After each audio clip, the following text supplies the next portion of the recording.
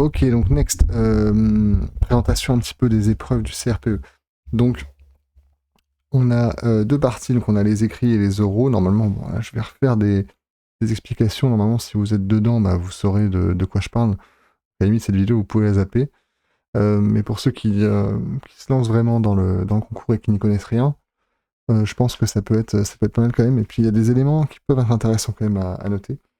Donc, on a les écrits avec 3 épreuves écrites disciplinaires. Je lis en même temps, je les note. Le français, les mathématiques et une épreuve d'application. Donc le français qui compte pour 11% de la note finale avec 3 parties. Une partie étude de la langue, une partie lexique, une partie analyse. On y reviendra dans les prochaines vidéos. Une partie mathématiques, 11% de la note finale aussi. Et l'épreuve d'application, 11% de la note finale. Donc sur l'épreuve d'application, donc on a un dossier spécifique. Et donc moi, sur l'épreuve d'application, je pourrais vous accompagner en particulier par rapport à ma spécialité et par rapport à ce que moi j'ai travaillé, qui est l'histoire. Parce que par rapport à mon histoire à moi justement, bah, j'avais pas mal de connaissances en histoire à la base. Et donc c'est vrai que je les ai bien utilisées et je les ai remobilisées pour pouvoir justement réussir cette épreuve. Mais je peux accompagner aussi pour les sciences, mais je suis un petit peu moins spécialisé. Alors que art aussi, je peux aider.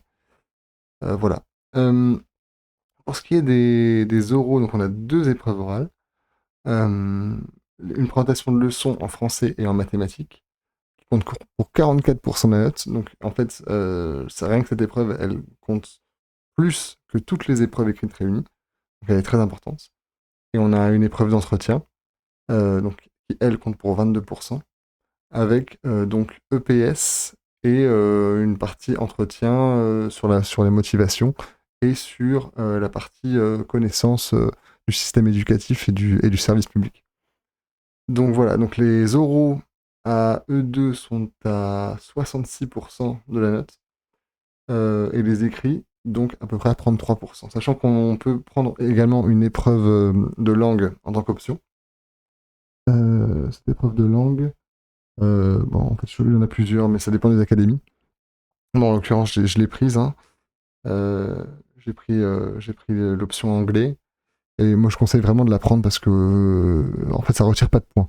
Donc, quoi qu'il arrive, même si vous débrouillez mal, même si vous avez des difficultés, eh bien, de toute façon, il y a rien à perdre, quoi. Donc, même si c'est pour gagner 1 point, ça peut faire la différence.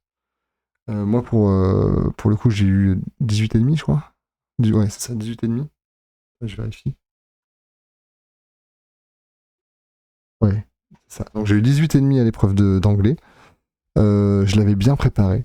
Et je pense que c'est déjà une bonne chose, au-delà de la capacité de pouvoir s'exprimer et de parler en anglais, mais de bien l'avoir préparé. Parce que si la partie présentation est bien faite, c'est déjà ça prend déjà une bonne partie du temps d'examen. Et donc pour la partie questions, même s'il y a des questions qui peuvent être déstabilisantes, eh ben, généralement, on revient de toute façon sur un sujet donné. Il y a une partie de présentation de soi et présentation de son histoire et motivation, etc.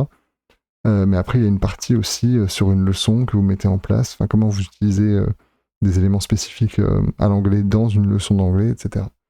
Donc, moi, j'avais trouvé ça très intéressant et donc, je vous conseille vivement de prendre l'épreuve facultative en plus. Voilà pour la présentation des épreuves et on passe à la suite.